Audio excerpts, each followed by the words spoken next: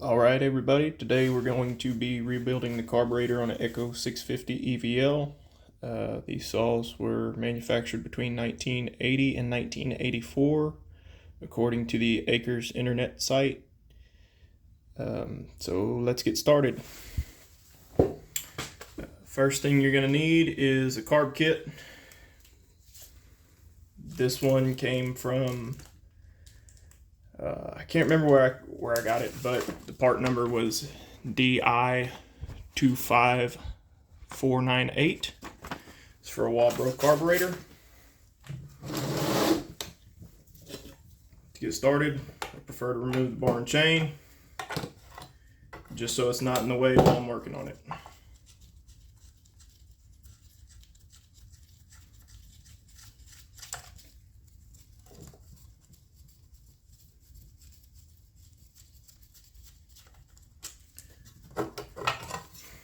Set that bar cover, chain cover to the side, use it to hold some of the small parts. Remove your bar, set it in a place where it'll be out of the way. Now we can remove the saw around on the table. Take the air cleaner cover off. Air filter. This model, you have pretty easy access to the carburetor. Pay special attention to where your linkages hook up. This unit has two lines hooked to it, an impulse and a fuel pickup line. Just want to slide these off. On older saws, these lines can be a little bit brittle, so be careful. Push them off nice and easy with pliers.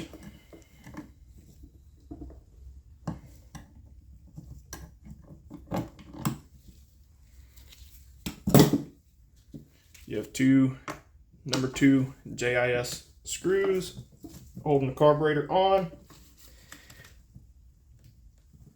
And these are pretty stiff.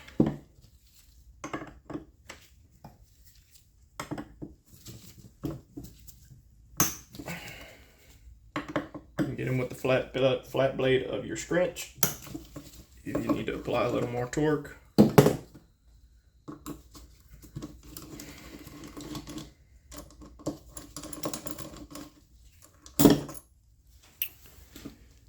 Now these screws look like a Phillips, but this little dimple here in the corner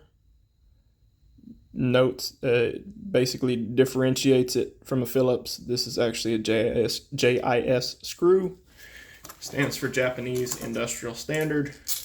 Pretty common on your metric bikes and a lot of carburetors.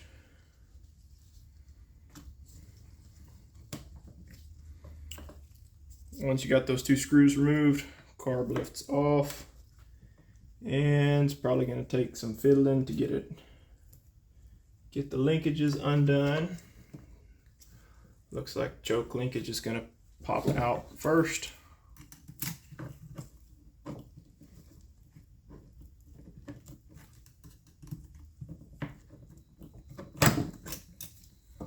Once the choke linkage is off, it's fairly easy to maneuver the carburetor in a manner that frees it from a little bend in the throttle linkage.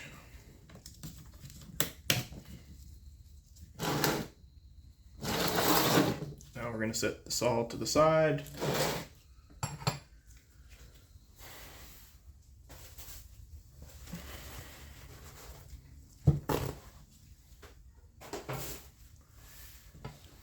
And begin disassembling this carburetor.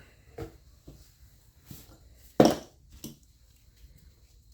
have 4 flat blade screws on one side, one big flat blade on the other.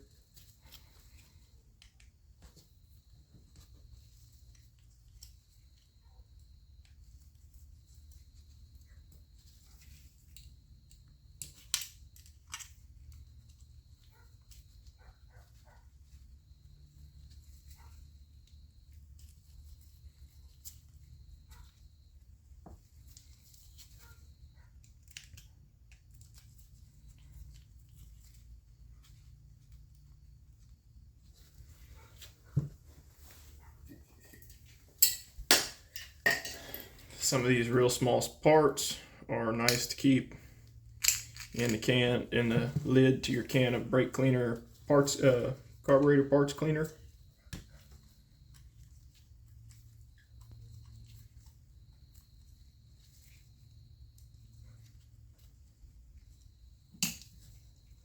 Once you have the screws removed from both sides of your carburetor, you just want to pop them off.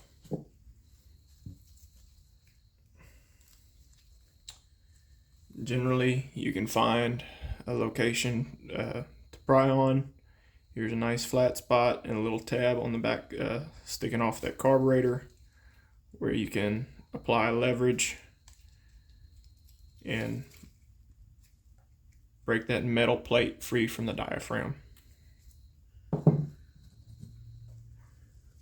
Take note of the direction your diaphragms face. So we have the small metal piece on this side facing out, and then the diaphragm is against the carb body on your opposite side, and you have a gasket between the diaphragm and the other side of that carb plate.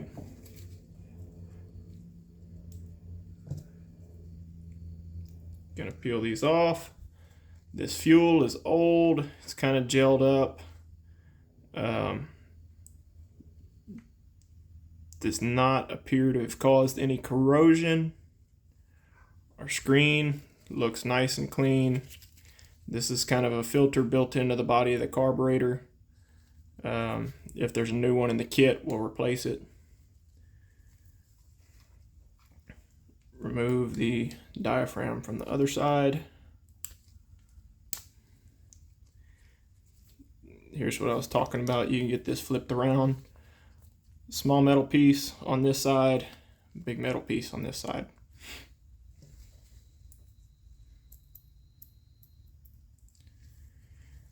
Over here, this is your needle, or I call it a needle. It's usually got a rubber tip on it. You get a pulse from the crankcase that makes the diaphragm fluctuate on this side of the carburetor. It pushes down on this little lever here, which lifts that needle out of a seat and allows fuel to flow from this screen side through a port in the carburetor body and into this side of the carb, which this is the side that's going to flow fuel to most of your jets, if I remember correctly.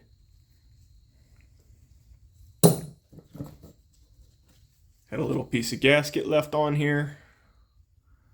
Scrape that off with a razor blade. Take care not to damage the carb body or cut yourself.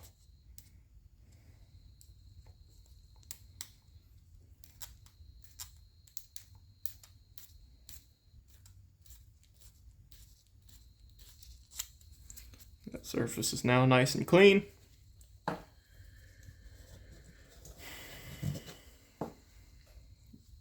Set all your diaphragms to the side and begin cleaning out any old fuel residue from the carb body.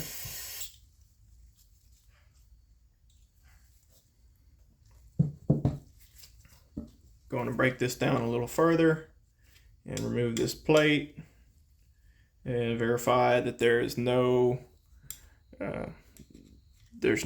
bad fuel or leftover gasoline deposits behind this plate.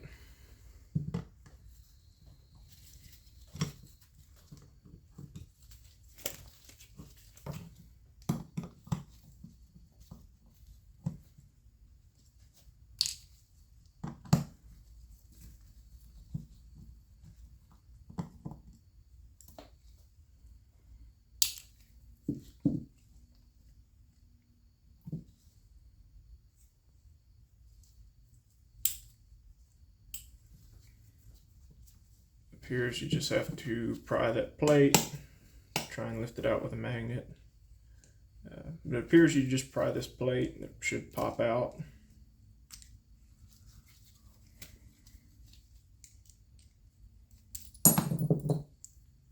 And needle's still retained in here, but on the back of this plate we have another gasket. It appears that the gasket seals a few more passages inside the body of the carburetor. It's not something I've ever seen before. This saw is a fair bit older than me.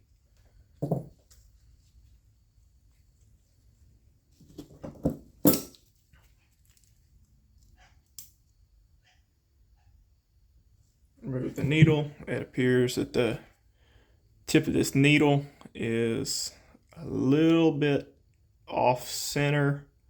That can cause an internal leak in that carburetor, make this saw overfuel or flood out while it's not in use. I know it's hard to see on the camera and I'm wearing black gloves. It doesn't really help, but you can just take my word for it. Body of the carburetor's fairly clean in here. We're going to spray it out anyway.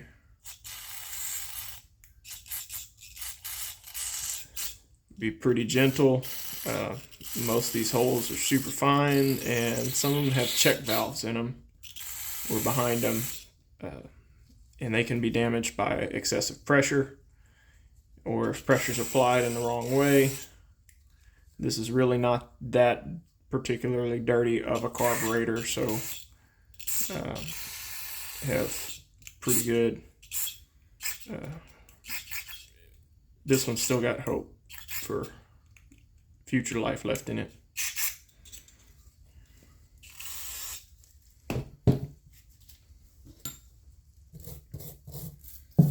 Now I'm cleaning the sealing surface where it seals up against the gasket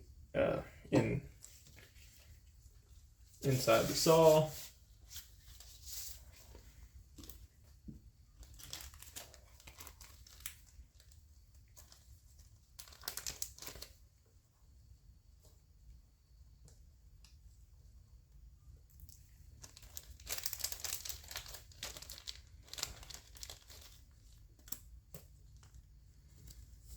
In this bag we have our needle, a couple screens, and a retainer for a screen, and a little spring that keeps the lever with the needle pressed up against the seat in the body of this carb.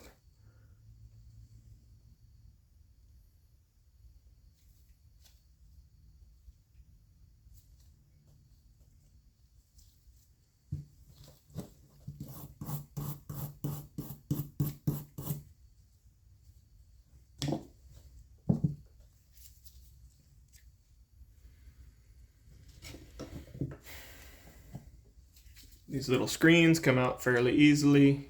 Screwdriver or pick or something, just get in there, catch the edge of it, pull it up against the wall. That one lifted right out. And again, it's still fairly nice and clean in there. A little bit of grime, so gonna flush that out of there with carb cleaner.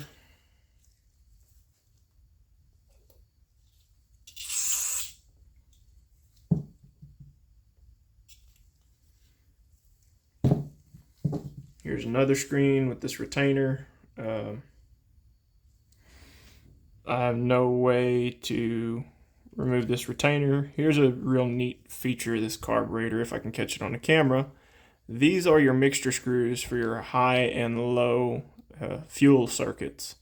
One of them controls your fuel mixture at lower RPMs, and I believe most of them, most carburetors, your low mixture screw also alters fueling through your total RPM range, but not as significantly in the upper RPMs as your high screw. These are on the side of this carburetor. You have L for low, H for high. When you adjust these, you want to make sure to run them in. Count your number of turns. So we'll start with this high. Start with the high screw, half, one. So that was one turn in. So back it out one full turn, go to the low side, 1/2, 2/2, not quite, 3/2.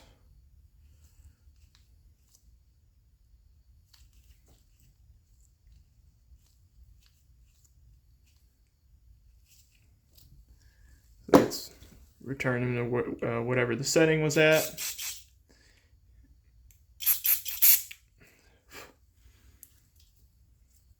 Make sure you flush out that passage, because if that passage is not flushed out, you'll have no control over your high and low, your fueling in your high and low RPM ranges. That can cause all kinds of running issues.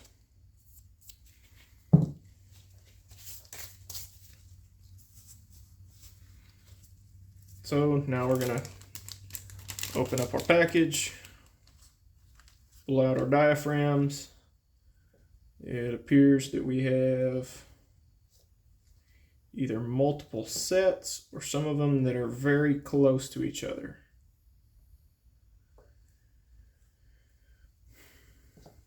So in this scenario, we saved our old diaphragms.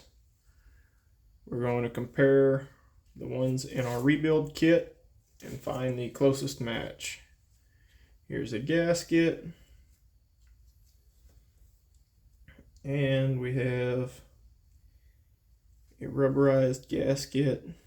This one has a few holes on the outside.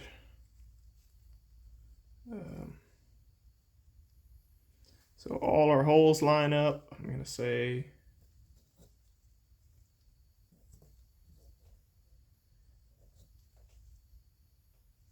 and this is the rubberized version. This is not the paper version. So they shipped us a paper and a rubberized version of the same gasket.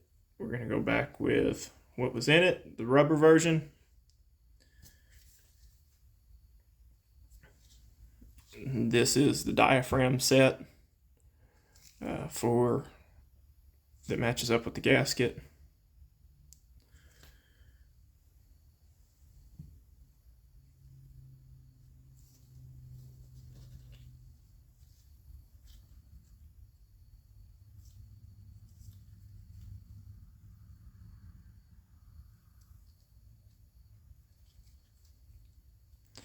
Now these appear to be identical, except they're not. On this one, we have an extra hole, and this passage here is wide open, and this one is not. So we're going to again compare to what's on the back side of this plate, and it is not the one with the wide open hole on it.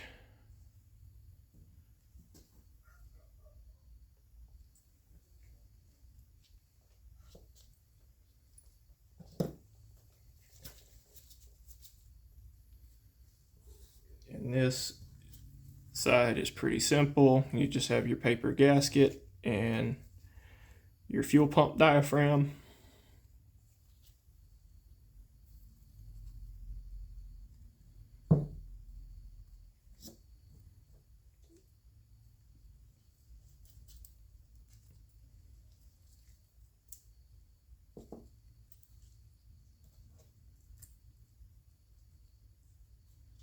This one is pretty easy to line up. You have a witness tab here. Might be hard to see, but it's there. And you line the tab up with the metal plate with the tab of the gasket.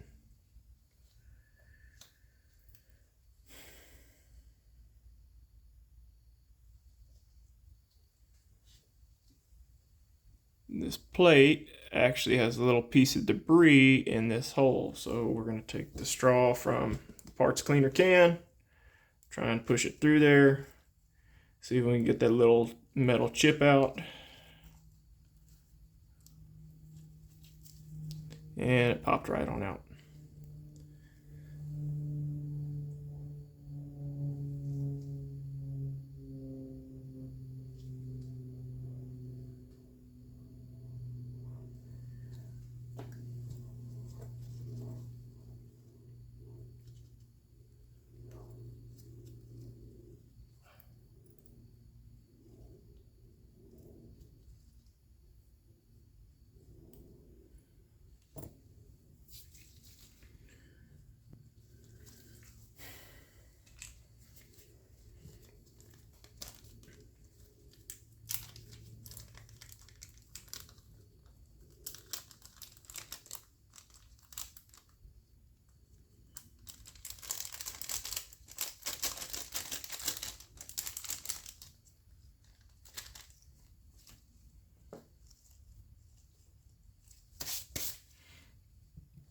I don't have the proper tooling today to remove this center screen out of here, so we're going to leave it in. Doesn't appear to be blocked by anything. Brake cleaner, parts cleaner flowed through there pretty readily, so it's not that big of a concern to me at the moment.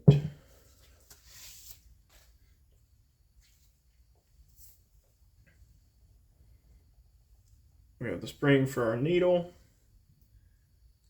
Sits in a little, everything in here has its place. So this spring has a blind hole drilled for it. It's gonna sit right there. Our needle is going to sit in a little clip here, so I don't drop it on the table a million times before I get it into the carburetor. And here's the part that's kind of a pain. The spring doesn't want to stay in place.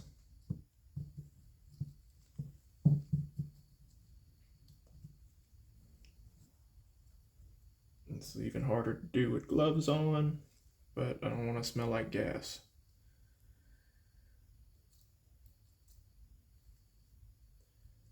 And I got it all in there, and the spring fell over, so I got to start all over again.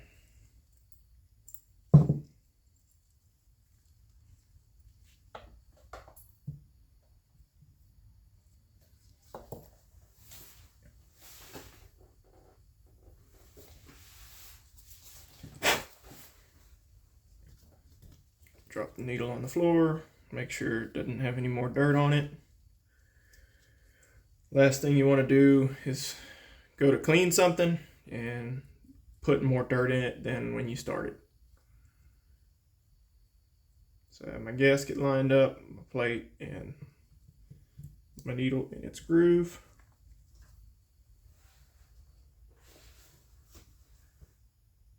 And I drop the spring. So I'll hang on for just a moment, see if I can find that spring.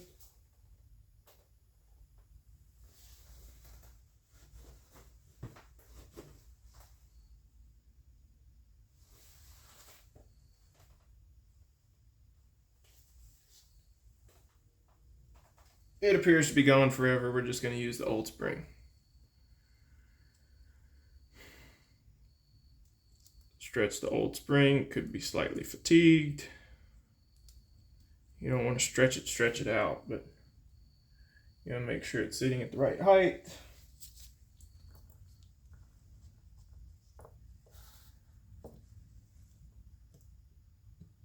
Let's try laying this gasket in there first. Put the spring in its place. Our needle and our plate.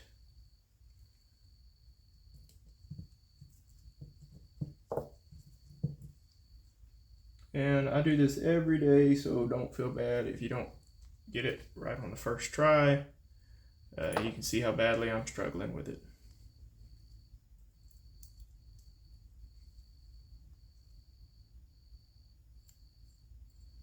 Okay, we got it. Now you can see how the spring is lifting up on that lever.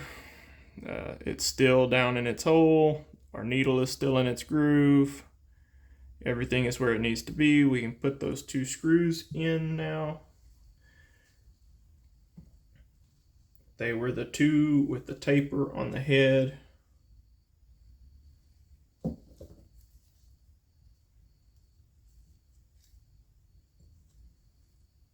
Hold everything in place with one hand. Get that screw started with a screwdriver.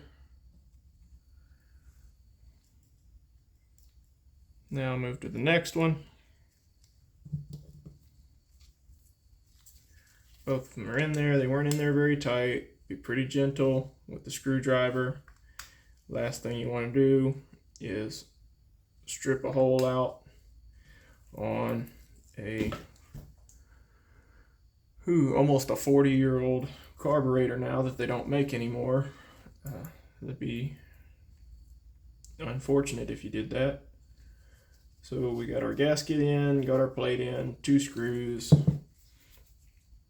Now we have another gasket, and it's lined up, it's pinned, so you can't get it backwards. There are these 2 little dimple pins here. You may be able to see them, maybe not. But your gasket's only going to fit on there one way. And if you remember when we took this apart, gasket was on the body of the carburetor. This big metal piece was facing down, and all we could see was this little metal piece of this fuel pump diaphragm. That's all we could see when we took diaphragm cover off.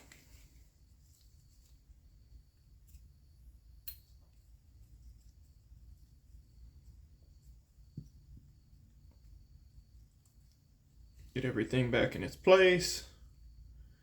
Double check your work. Make sure all your tabs are lining up, all your holes are lining up. And we can put these 4 small flathead screws back in.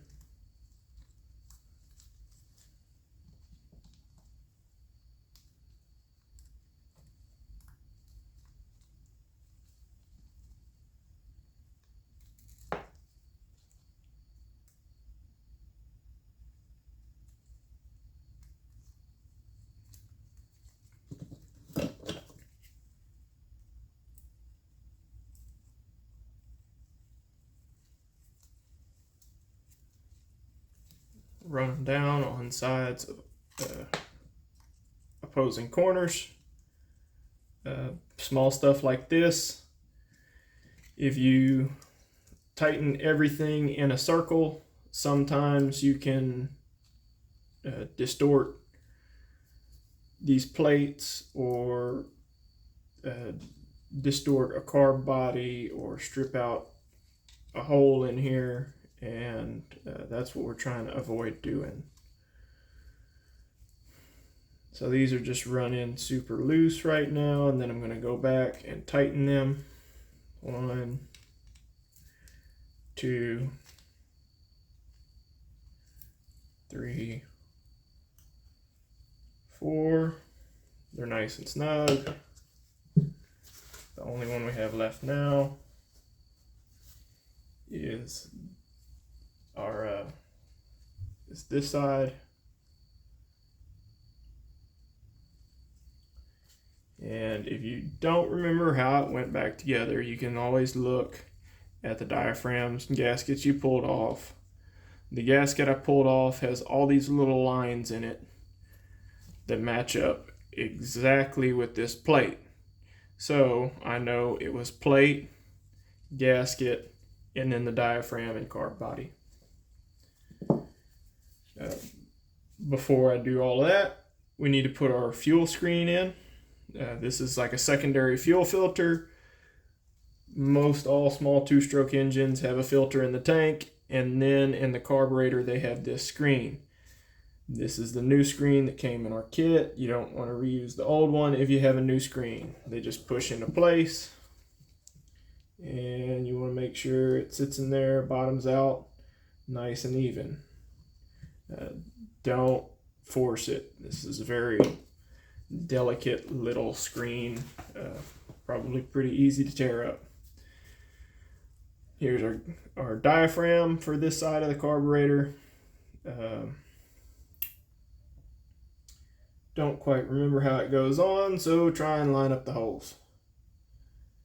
Got two little holes here. These flaps are not covering anything, so more than likely it needs to be flipped over. Hang on. Like this. These flaps are going to cover a hole. So you see the little flap that's cut in this gap and in this diaphragm. You have one that covers this hole, one that covers this hole, and they operate like a check valve. It'll allow things to go past, but if it tries to backflow, it shuts off. Our gasket.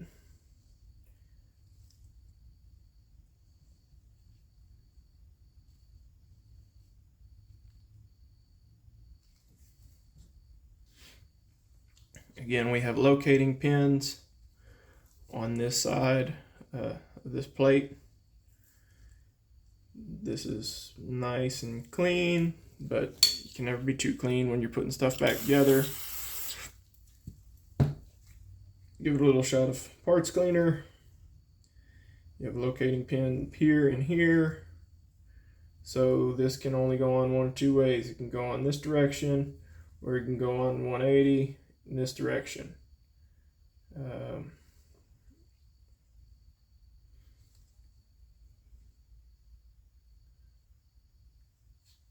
Needs this big, but everything will line up with your gasket. So you have a big chamber here, line it up with the same shape, line it up with the same shape cutout in your gasket. This guy is going to go on just like that. Be gentle, make sure the pins fit down in the holes that they're supposed to. Put your center screw in.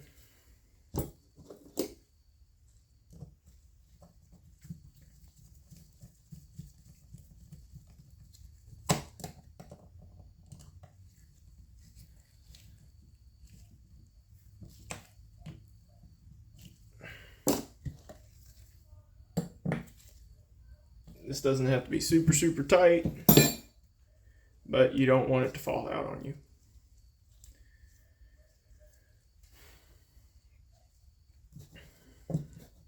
Now we've got all our diaphragms that we didn't use, along with the old ones, set them to the side. Old needle and old screen, along with the new retaining clip and small screen didn't use.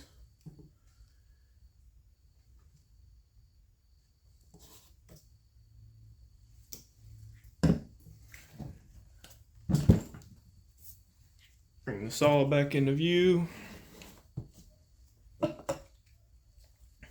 This side with the staining on it, face down. This is our pulse line from the crankcase of the saw. It operates the fuel pump passages. Let it operate this fuel pump diaphragm, and then this is the fuel supply line, which runs directly into that screen, and then that needle allows the fuel to flow, and then it flows back this direction on this side and gets metered out where it's supposed to go. Installing the carburetor is the reverse of removing it. So we start with our throttle linkage, fish it through there. It's got some elbows on it, so it can be fun sometimes. By fun, I mean frustrating. Went in there without too much aggravation. Now we need to get this choke lever pushed back into place. That was kind of a booger. Sometimes pliers help, sometimes they don't. There, it snapped back in. Make sure any of these little rubbers are seated where they're supposed to be. These are still nice and pliable. These fuel and impulse lines aren't terrible. We might change them out later on, but we're just trying to get the saw running at this point. So don't want to go through any more work than we have to. I've already verified off camera that the unit has spark and compression, so we went straight into a carb rebuild after that. Again, this carburetor isn't the dirtiest I've seen, but that gelled up fuel in there wasn't doing it any favors. Get your lines back on your hose barb. Carburetor's in.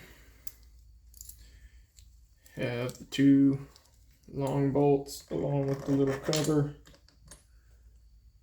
that mount it. This hole is supposed to be centered along into the air box, so I had it reversed. Now it's in the center of the air box.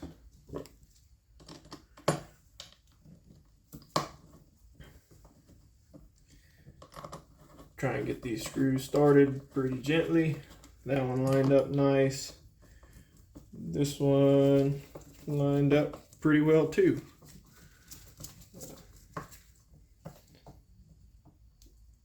Get them in there and snug down.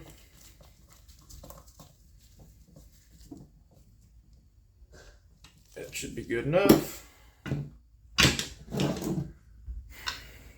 Time to add fuel to the saw. See if we can't get everything to vibrate off the table.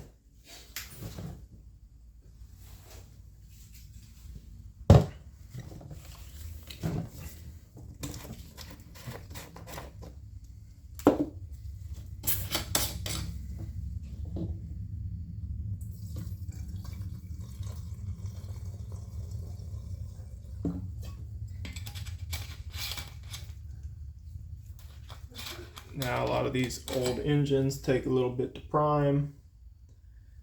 We are going to try and check this fuel filter, because if that is plugged up, then it's never going to prime. See if I can fish it out of there. Yep. This is not the best looking filter. So I picked one up in town.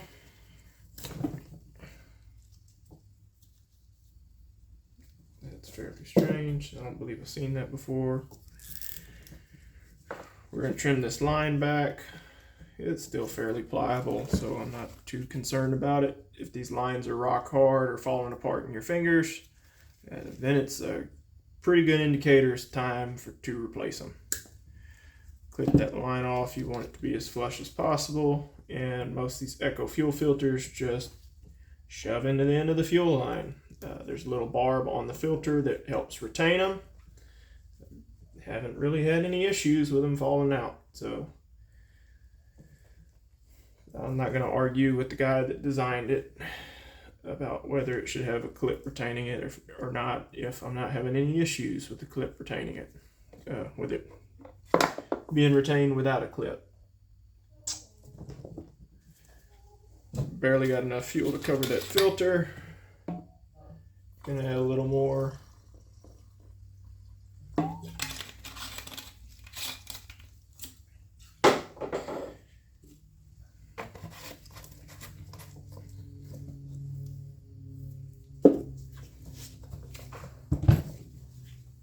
And I'm gonna put a cap full of fuel down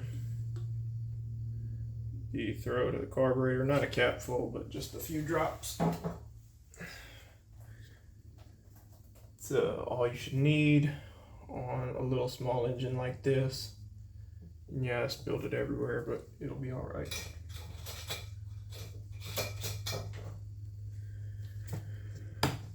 Pull the choke. Make sure you don't have your stop switch on. Turn your throttle lock on your piece of equipment and get to pulling.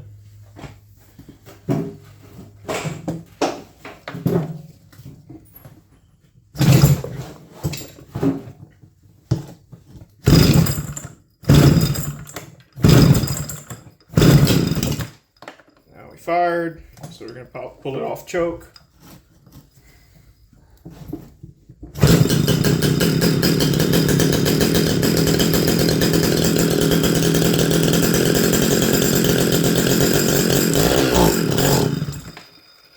Getting close. Getting close. Might need a little more time to warm up, or it might need some adjustment. Find out here in just a minute.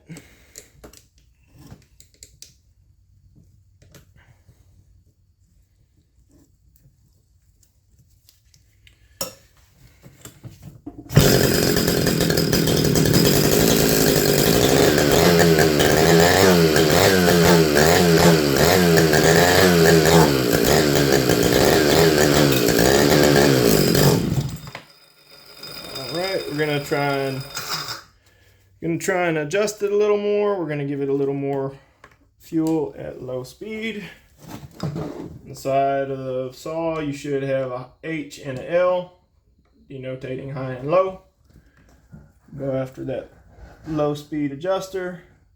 Gonna back it out a quarter turn and see what that does.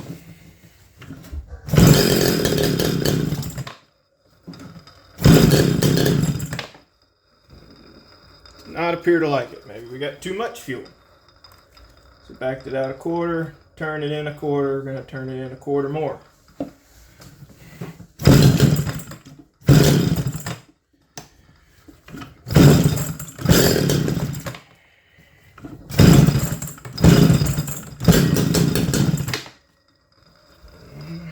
Not quite. Turn it back to where it was set. Turn it out 1/4 of a turn. If I can find the groove where it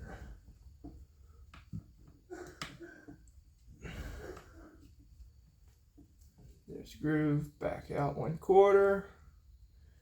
So that's where it was. Back the top out 1/4 because it's acting like it's running out of fuel whenever I try and give it throttle. There's 1/4.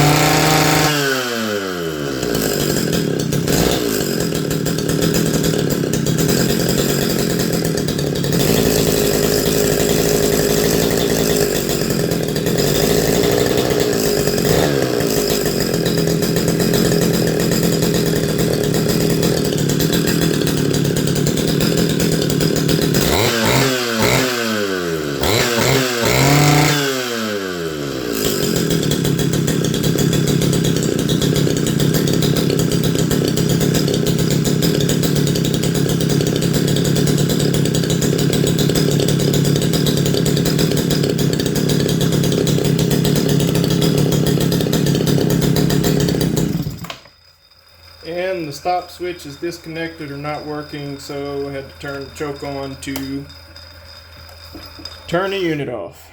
But it appears we've been successful at rebuilding the carburetor. Hope that helped. See y'all later.